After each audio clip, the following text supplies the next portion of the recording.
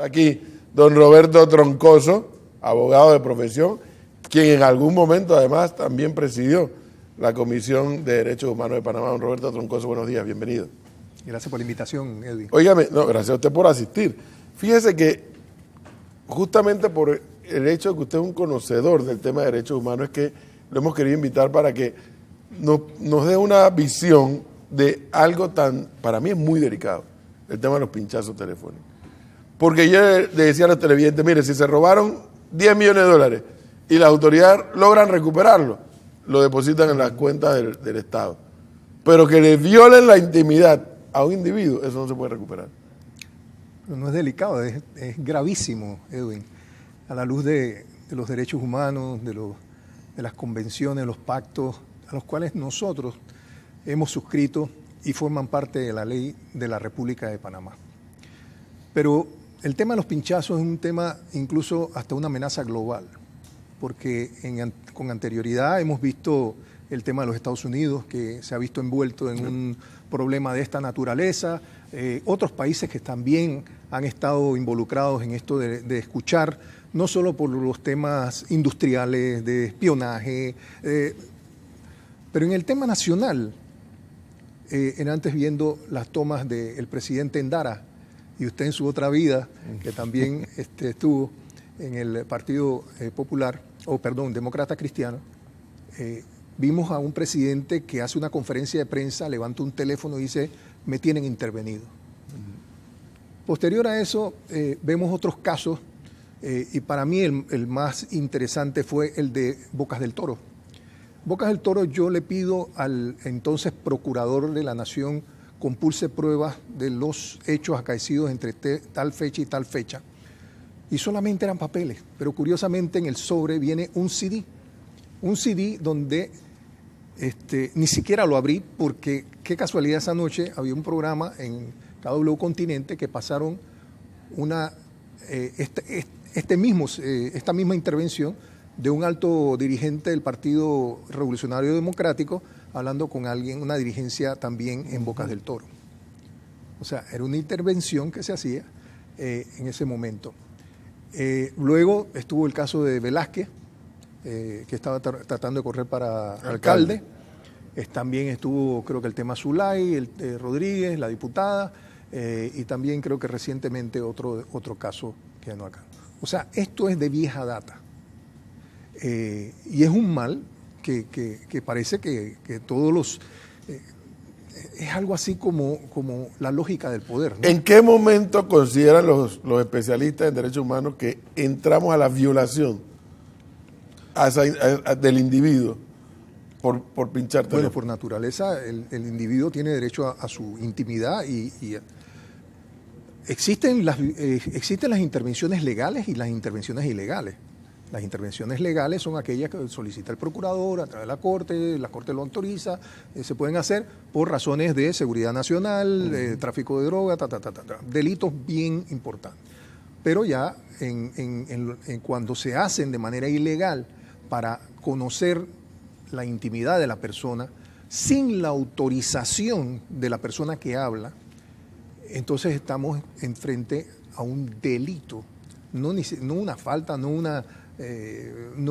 relajo, sino estamos delante a un delito que es castigable, es punible, y que en estos momentos la Corte Suprema de Justicia acaba de autorizar la investigación sobre los 12 o 20 casos que fueron presentados. Que me da la impresión, don Roberto Troncoso, que este caso que la Corte acaba de abrir, no sé, es una opinión de alguien que no conoce estos temas ni como abogado ni experto en derechos humanos, pero este caso para mí es más grave que el de la comida deshidratada. Mucho más grave, es que estamos ante un tema que para el mundo es importante, vuelvo y repito, está contenido en los pactos y convenios internacionales, la propia declaración habla de la intimidad de la persona. Esto nace, ¿te acuerdas con los correos? Que era la inviolabilidad de los correos. Correcto. Por ahí empieza el tema de la intimidad. Después, por ejemplo, en los Estados Unidos, don Roberto Troncoso, tengo entendido que vulnerar abrir una carta o abrir el buzón es un delito federal. Así es. Y se castiga con Fuerte. una pena dura. Después, claro, la tecnología lo que ha venido es a facilitar un poco a aquellos que les interesa hacer. Es más, venden los aparatejos estos en las ferias tecnológicas para hacer este tipo de intervención, curiosamente.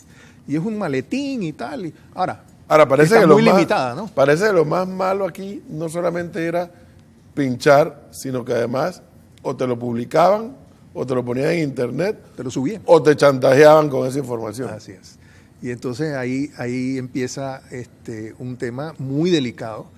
Y creo que la actual administración, a través del ministro de la Presidencia, le entrega a las personas que presentaron sus denuncias con prueba los reportes de esas intervenciones en el teléfono. Sin embargo, don Roberto Troncoso, dice el expresidente Martinelli, cuando conoció de que la Corte había acogido y darle trámite a esta denuncia, él reitera que una vez más es un perseguido político por ese tema. Es su apreciación y yo creo que siempre lo va a seguir repitiendo. Lo importante es que creo que tienen que tomar el consejo de Edna Ramos, de recomendarle que también venga a nuestro país y por el bien del país, que de sus descargos enfrente a la justicia, enfrente a las investigaciones y no tener que estar diciendo siempre es que no están las garantías, que las garantías procesales no están, que se está violando el debido derecho. Yo creo que cuando tú eres un líder, cuando tú eres una persona que ha liderizado un partido político, ha sido presidente, yo creo que lo menos que tú tienes que dar es la cara. Venir y decir, bueno, señores, ¿de qué se me acusa? ¿Por qué el expresidente Martinelli invoca el artículo constitucional que habla de cuáles son las causas por las cuales un presidente puede ser juzgado? No entendí esa parte. Bueno, ese es el asesoramiento que recibe de sus abogados, ¿no? Que ese es el artículo que a él más le suena, que es lo que puede. Pero si él no es presidente de la República actualmente. Bueno, como expresidente, pues yo lo que siento es el tema del fuero, Edwin. Esto de los fueros, créeme que incluso en la Comisión Nacional de Reformas Electorales, el Foro Ciudadano estuvo planteando el tema de la extinción de estos fueros, porque ya no vivimos en estos años 1914, o sea, donde el político era perseguido de una manera por sus opiniones, hasta por sus votos. Pero ya esto ha pasado, yo creo que estamos viviendo una democracia. Yo le llamaba la atención a los magistrados del Tribunal Electoral, le decía, dígame cuántos casos por razones de fuero, o sea, que verdaderamente se justifica. ¿Usted sabe cuántos aforados hay? 112,000 durante el proceso electoral. Claro. El día de 112,000 personas aforadas. Faltamos tú y yo nada más. Así es, lo mismo le iba a decir. No sé. 112,000 personas con fuero y privilegio. Es correcto. Que además no se compadece con el espíritu del artículo de la Constitución que dice que no habrá fuero y privilegio. Mira, la verdad es que esto va a ser un debate y no es académico, es un debate real, de la real democracia que estamos viviendo.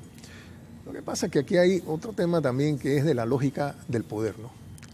Haz lo que yo digo, no lo que yo hago. Entonces, ahí es donde comienzan las confusiones, el ciudadano se siente desalentado, ¿no? ¿Cuáles son las posibles sanciones en materia de derechos humanos que caben en una situación como esta si la Corte investiga, determina responsabilidad?